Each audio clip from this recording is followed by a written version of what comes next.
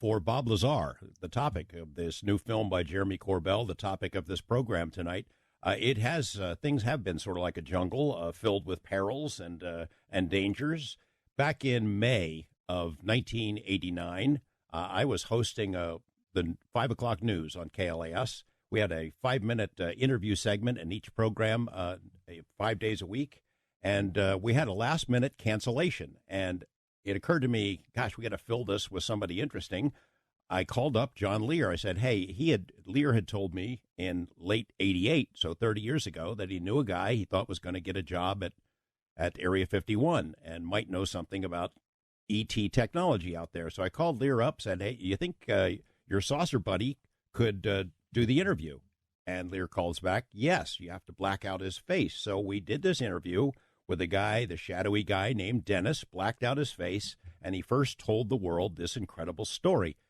And, you know, people have speculated about why Bob had come forward, even though he wasn't using his name or face at that time, why he came forward. He must be making a ton of money. He must need the attention. He's a disinformation agent working for the government, blah, blah, blah, blah, blah, all kinds of different scenarios that people generally made up. For Bob, things were pretty simple, though. He was trying to stay alive. And when I said at the beginning of this program, it's one of those things where you had to be there. This is what I meant, is that there were so many strange things that happened to him, threatening things, messing with his mind, with his life, and took whoever was doing it took direct action that really crossed a line back then. So Bob gave the interview because he wanted to stay alive. The people who were around him at that time can testify to that. One of them was interviewed for Jeremy's film. We're going to hear a clip of that right now. It'll be just a second. What this is guy's your name name is Mario. And what's your relationship to Bob Lazar? My name is Mario Santa Cruz, and I met Bob actually in my neighborhood. He lived like one block over.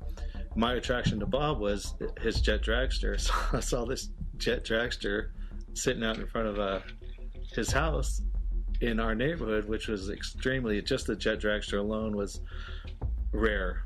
But in my neighborhood, to see something like that was unbelievable. People were harassing Bob, threatening him, and you were with him in one of those experiences, at least one. A couple of times, actually. I actually had a weapon with me, you know, when we rode together, because he had been shot at, you know. He just wanted to stay alive. That's why he exposed himself. How he pulled out of it, you know, he dug deep. It's a pretty incredible story.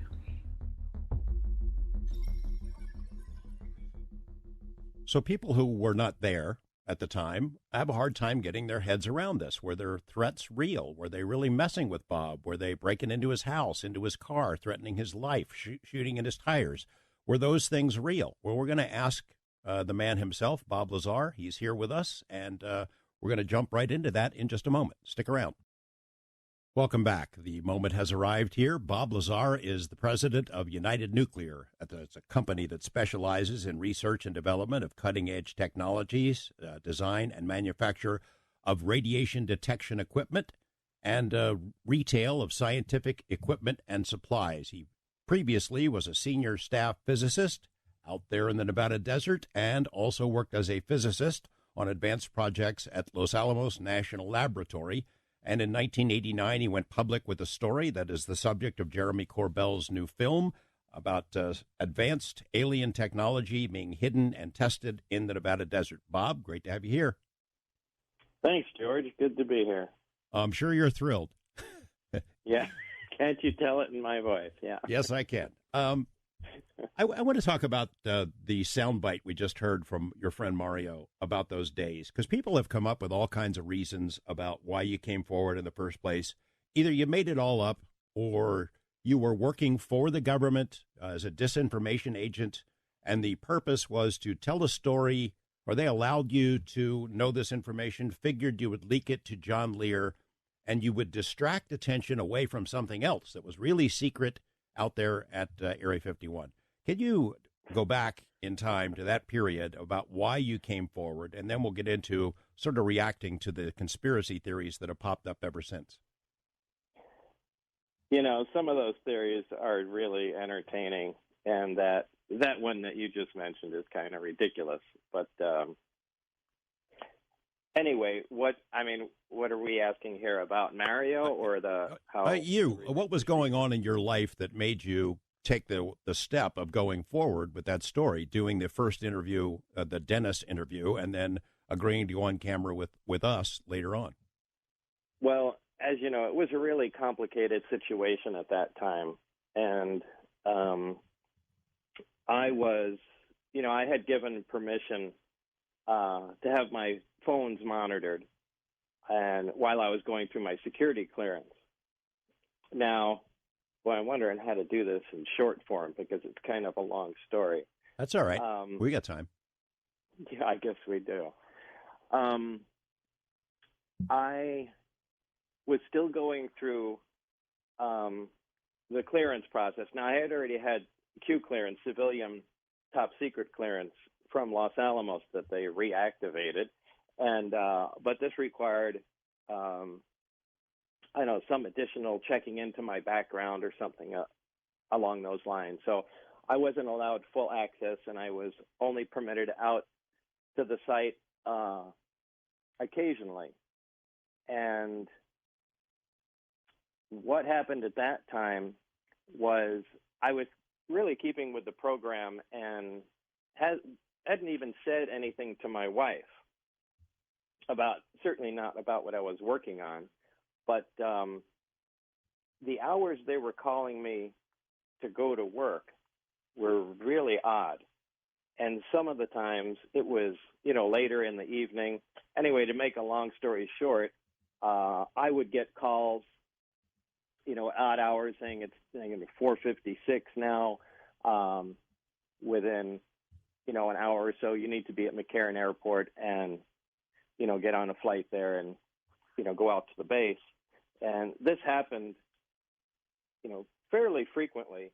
And my wife at the time began to think that I was having an affair, and this story about going out to a job, was just something I fabricated to cover it up, because who has a job at these odd hours and, disappears for long periods at a time. Anyway, at the time, she was taking flying lessons, and she began to have an affair. That was being monitored by whoever it was, FBI or whatever agency, does the clearance check on you. Right. And I'm trying to So they remember told you exactly how this went down. Did they tell you? What was that? Did they tell you? Did someone from the government come and tell you, hey, your wife is fooling around? Because that becomes a security concern, I would imagine. Yeah, the way it is, not only do you have to have no connections to foreign governments and that sort of thing, and be a somewhat stable person, but your family life, your home life must also be stable. So that began to be a problem, and they let it proceed for a little while, and then they stopped calling me into work. And this is basically when the problem began. So I believe it was I really can't remember the date. In any That's okay. case, that's pretty much what started the whole thing, and they put my clearance on hold. At that point, I think I started it. You were getting threats, right? Eventually, you started getting threats. Is that right? Or at least threatening things happening, break-ins at your house, that sort of thing? Yeah, what really happened first was people started appearing in front of my house, just watching the premises.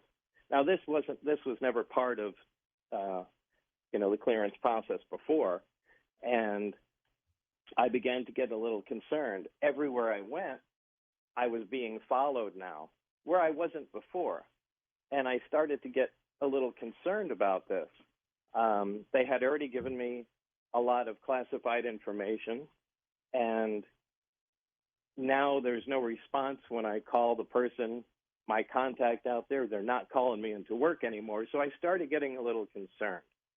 And this is when I first started telling some friends about it, because at that point, I didn't know what was going on. I started worrying, and I just wanted to tell someone, hey, in case something happens to me, maybe they decided, look, you can't be part of the project, but we've told you too much and you need to disappear or something like that. I know it sounds like it's right out of a movie, but that's honestly what was going on in my head. So that's when I started telling some friends, and when I actually took some people out there, to see what was going on. Well, outside the base, when I knew the test flights were in process. And we know where it went from there. Subsequently, after you do that interview, you get called from Dennis Mariani, your superior, who, oh my gosh, he was pretty upset. And then things got worse. Mario referenced carrying a gun, and I remember going to your house after there'd been a break-in, and you're peering out of the window holding an Uzi.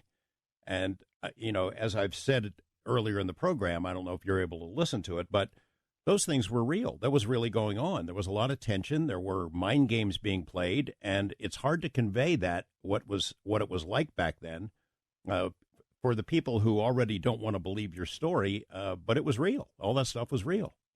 Yeah, it was absolutely real, and it was very, very confusing. 30 years later, I hesitate in telling the story because I don't want to get the order things happened in wrong. Things happened so quickly, and I was in such an incredibly stressed out condition. Mario and I, we at the time were going to this little place right near me just to work out, and we would go at different times almost every day. And we always took my car. We drove out there one night and got out of the car, locked the doors, went inside, worked out for half an hour or so, came back out. The doors, the hood, the back hatch were all wide open. And, we checked the car very quickly, made sure nothing was stolen, nothing was touched. And we just looked at each other going, oh, my God, we left the car open, and maybe a couple kids came by and just opened everything up. So we let it go anyway. Next time out there, the same thing happened again. But after we got out of the car that time, we both checked the doors. And when we came out, that was a real shocking surprise. We had no idea what was going on at that time, and being followed constantly, I began to wonder, are they doing this just to fool with me, or or show me that they can just get in anywhere? So that's when we started carrying weapons with us. And in fact, the final time, after this time, we just stopped going. That's when I carried, a submachine gun with us, and I left it in the car with our wallets, and we locked the doors, and we're only going to be in there a short time. And sure as hell, we came out. The doors were open, the hatch was open, and there was the gun, our wallets, and everything just sitting there. So it was no random person doing that. They certainly would have taken the gun and the wallets. And it really started getting even worse from there. I don't exactly remember where, when I spoke to John Lear about this. People would say the fact that you knew John Lear would be a disqualifier for you, that there's no way that they would ever allow you anywhere near the program or that base if you knew John Lear at all, because they figure, well, if there's any risk that John Lear would leak it, they're not going to put you into the job. How do you reconcile that? I can't remember when I started telling John about what was going on. if it was before or after that, the dates are kind of fuzzy in my mind. But and when I was interviewed, they asked me about a lot of stuff, and they did ask me about John Lear.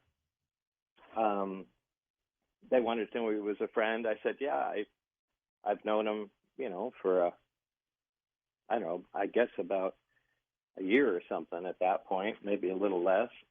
But I said, that's all. He's just a friend. They asked me about pretty much everyone else I knew, too. They seemed to know who all my friends were already. So there was no big deal. So I don't see that being a problem. A lot of people said, well, you can't possibly have gotten a job out there knowing John Lear.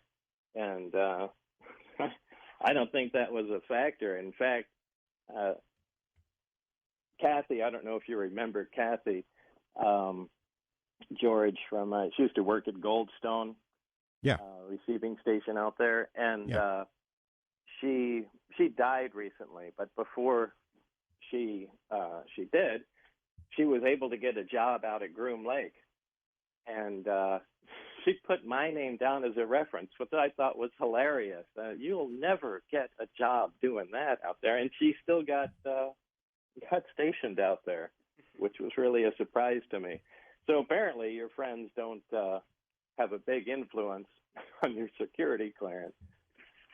You have to be careful in anything you say in a public setting, right? I mean, that lesson was learned a long time ago, because the UFO people will parse everything you say, put it into some kind of timeline. If you say anything that's at odds with anything you've ever said before, you get pounced on, right? Yeah, that happens constantly. And quite frankly, I just say things differently all the time. I mean, I'm not reading from a script. This is how I remember, and we're talking about 30 years. So can I make a comment about that? Yeah. Yeah, I think it's, listening to Bob talk here on the radio and, having spent so much time with you, Bob, it pains me, because I can hear that it is difficult for you because you feel like you're accountable for every date and every detail. And we know this is 30 years ago. I just want to know, the overall story. People, I think, are beyond that now, trying to entrap you into every word. But it has affected you. It has affected your life. You're such a literal, scientific-minded person. And, it's painful to hear that when you're struggling, because you want to make sure that you're not misunderstood. I am so glad we made this movie. Well, I am too. And, it is difficult, because all I have to do is, if I slip up, it's like I get attacked just using a different phrase. It's ridiculous. Nobody talks exactly the same way every single time they tell us, a story. I don't understand. But, like I mentioned in the movie, these events actually did occur. You don't have to believe it or like it, but they did. We're going to get into some of the specifics in a moment. Going to go to a break now, talking with Bob Lazar and Jeremy Corbell about the new film, Bob Lazar, Area 51 and Flying Saucers.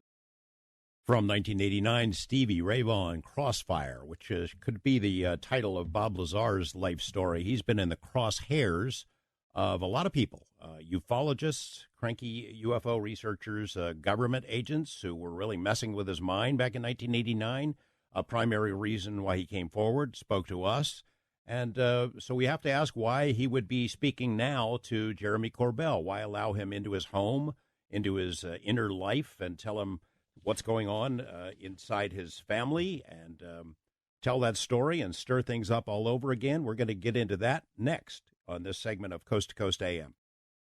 We're back with Bob Lazar, Jeremy Corbell. Bob, tell me this. Why stir it all up again? Why jump back into this, let Jeremy into your house? Who knows? He may have taken the silverware. You don't know. Why jump back into the frying pan? Well, that's a good question. Aside from Jeremy hounding me, I constantly receive emails, questions from people And a good deal of people just want to know, where are things these days? Whatever happened? Did it continue? What's going on? How did it affect your personal life? And I don't know what the main thing was that finally made me agree to do it, but I did. I guess it was just to take care of some of the questions that so many people were asking, and it was actually turned out to be kind of a surprise to me. I thought we were talking about something that had come to an end and just talking about life afterwards, and to my surprise, it didn't. Some of it is very emotional in the film. It's a side of Bob Lazar that very few people ever see, and I was surprised by how much you opened up to Jeremy. But it was clear that this takes a toll over the years. The constant pounding, the little sniping that you get, in addition to the questions, and of course I still get them every single day as well. The same stuff over and over, but you get a special brand of it, and it's that adds up, I guess, doesn't it? Yeah, it does, and it kind of wears you down after a while, especially considering the way information is passed around on the internet these days. It's way different than it was back in the 80s. You get these bizarre scenarios that people come up with, and people just seem to eat that stuff up, and it's complete nonsense. And I guess that's a good portion of it too. I just wanted to, put something down on the record. Hey, this is the way it happened. I've seen, even when I've agreed to do interviews before, even with bigger, I think, who was it, not the Travel Channel, but maybe the History Channel, some producers with that. I'm not quite sure who it was, but, they'll shoot an hour or two worth of video, do an interview, get the story, and then weave something together. And then 6 months later, they'll just take little pieces out and assemble it into another story that, or connect it to something else and just have clips of me in there, so it appears like I'm verifying something. The bottom line is, I just wanted something in its entirety, something that wasn't going to be re-edited, just to get the facts straight of, what had happened and what's going on these days. But the facts are, you really did work out there. S4, side of the building, a side of that mountain, Papoose Lake, 9 craft that we didn't make, right? Yeah, let's get that straight right now. Everything I said is exactly as I said it. There's no ifs, ands, or buts about that.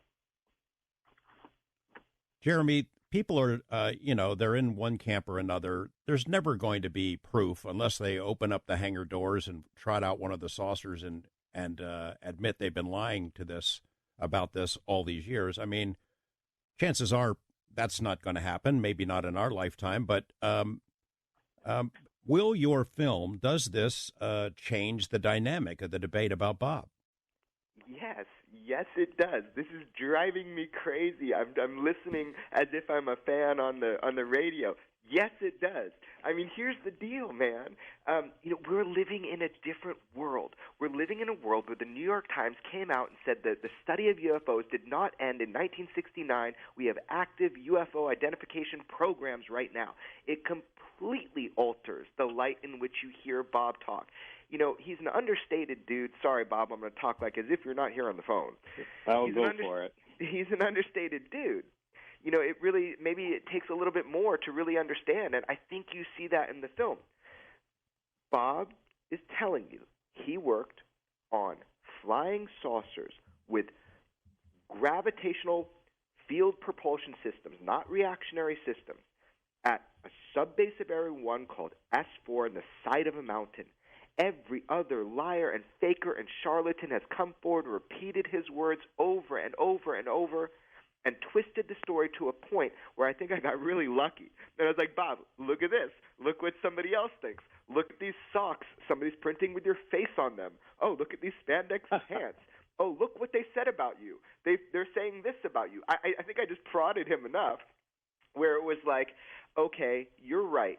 People have twisted my story to the point where it is unrecognizable. So we are going to untwist that story to the best degree that we can. And I think that, from my perspective, I remember our first kind of meeting about it, Bob. I came out, I didn't even know if we were actually going to film. I brought my cameras, but I wasn't sure. We never really said, we're definitely filming this. And then, Bob said the one thing is just don't sensationalize or make anything up, and you can have complete access. The first thing he did was give me his phone number to his mom. I mean, it was like totally open. So I'm sitting here with a different perspective, I think, where I'm watching this, and I'm listening to this right now, and I'm so glad we made this movie because that is the core of the story. We need to look at it through today. And I think that's why Bob probably said okay, was because it had gotten so twisted, it needed to be untwisted. So at least people can hear his story and judge for themselves. That's all he has ever asked, is that you listen, don't dismiss it, and judge for yourself. I thought the material from your mom, Bob, was pretty moving in that I remember back when we started down this road, your mom and dad were off limits. You didn't really want me talking to them, but your mom, you told her the same story you told me. You told her the same story you told your wife. They believe you. And I think it's a powerful thing that would you make this up to your mom and your wife? That's very different from the typical UFO scenario.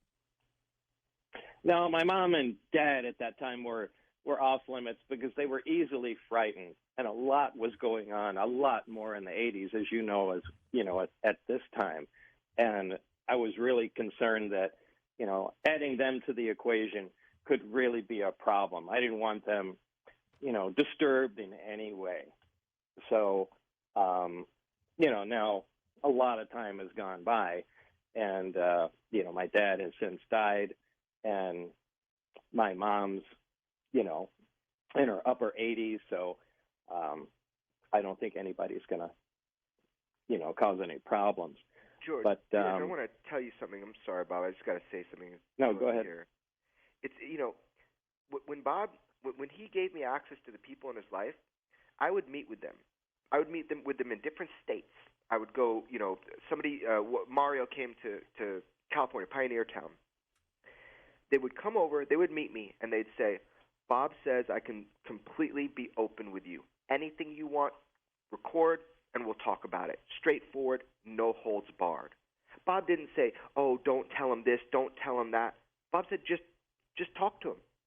Tell him whatever is true to you, whatever's going on with you, tell him.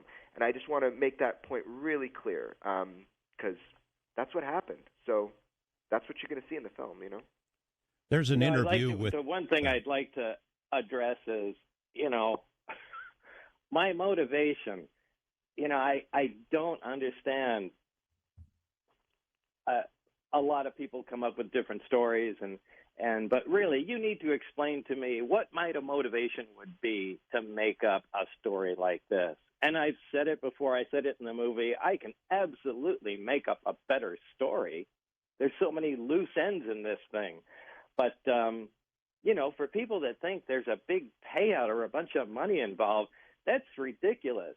I have avoided doing anything, other than maybe once every 30 years, any kind of lectures. I've had so many offers to do so many things, and I won't do them specifically because there's money attached to it, and I don't want to give the idea this is being done for money. In fact, we had a pre-premiere of the movie up in northern Michigan. And, it was a donations only. And they took in 4 figures worth of, cash from the movie.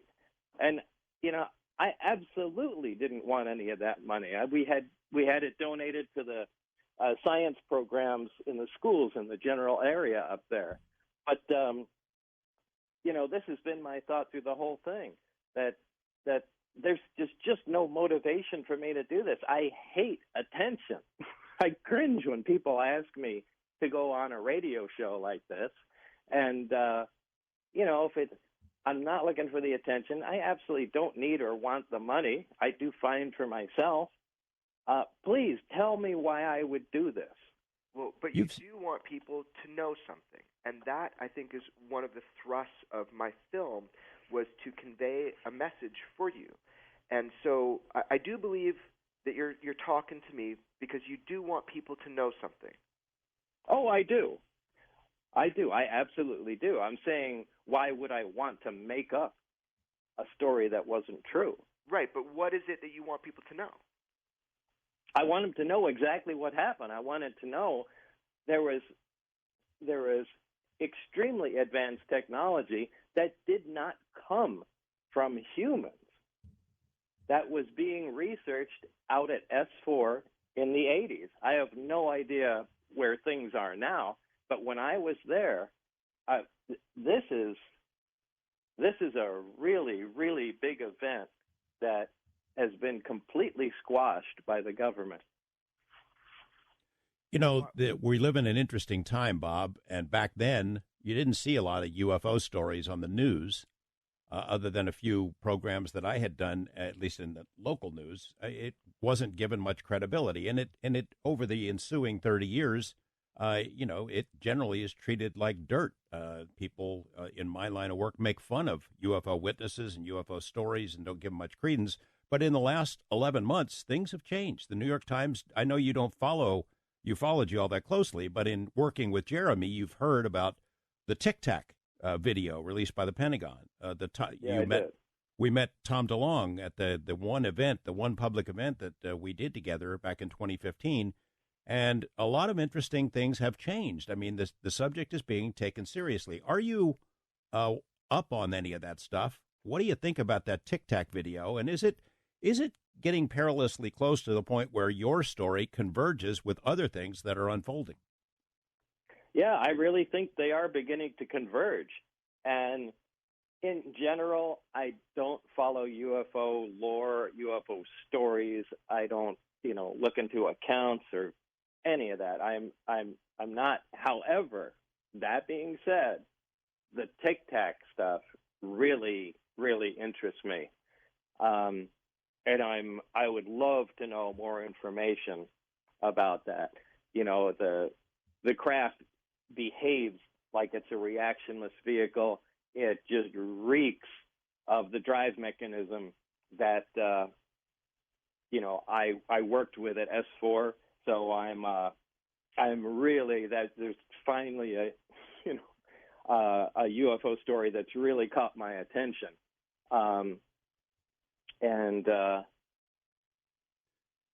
You were inside one of the craft, right? Okay. I remember in our first stories, you talked about seeing a test flight, one flight just a little bit off the tarmac out there, but you were inside one of the craft, right? Yeah, I was permitted inside to see the components that I was working on with a power and propulsion system. And they were on different levels in the craft. And, as I've mentioned before, there's no physical connection between the components and subcomponents. There's no wiring. They just need to be near each other to operate. So because the placement might be critical, was the only reason I was allowed in the craft to see where these devices were. And, that's when it became incredibly clear that a human would never build such an uncomfortable craft, for a human body. It was clearly built for something that was much smaller than us, probably half the size. But, the technology was amazing. The power levels that these systems operated at were absolutely mind-boggling, yet there was nothing between them to conduct any energy. It was quite fascinating. And everything you see is, as I've mentioned before, everything is smooth and rounded everywhere. There are never any sharp corners. And that's even what caught my attention about the Tic Tac. Again, it's a completely smooth, rounded object. And, really moved around and behaved like it was a gravity-propelled craft. And is the shape significant? Is that significant compared to, say, the sport model? Is there a reason for those shapes? Yeah, I mean, generally, when you see one of the byproducts of the way the reactor works in the craft, it produces, I don't know if it's a byproduct or an intended product, but it produces extremely high voltages. And high voltages are contained by rounded objects. That's why you see Van de Graaff generators, and if you ever see pictures of, giant high voltage things, everything has big rounded shapes to it. Any sharp edges will, allow electrons to stream off or create discharge points. So everything is really kept in a rounded fashion.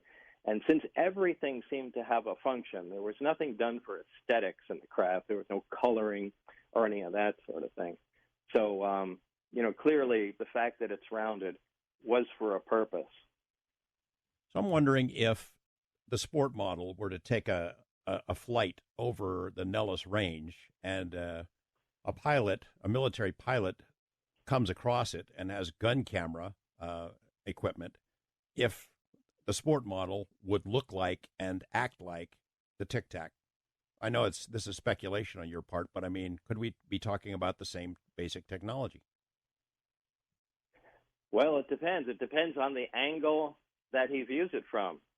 As you remember, my supervisor took me out once the craft lifted off the ground and was probably, I don't know, maybe 50, 60 feet in the air.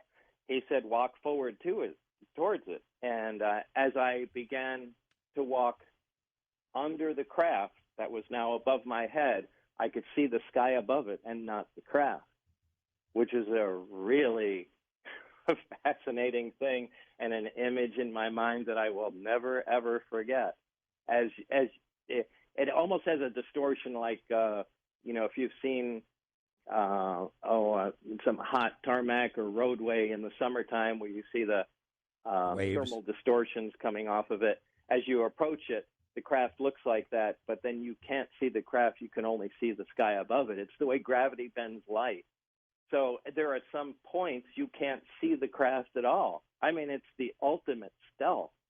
But from other points, you certainly can. It just depends on, and maybe from other vantage points, the craft shape might be distorted or look like a Tic Tac for all I know. Who knows? But all right, we're talking with Bob Lazar and Jeremy Corbell about UFOs, ET technology coming up, gravity, secrecy, and element 115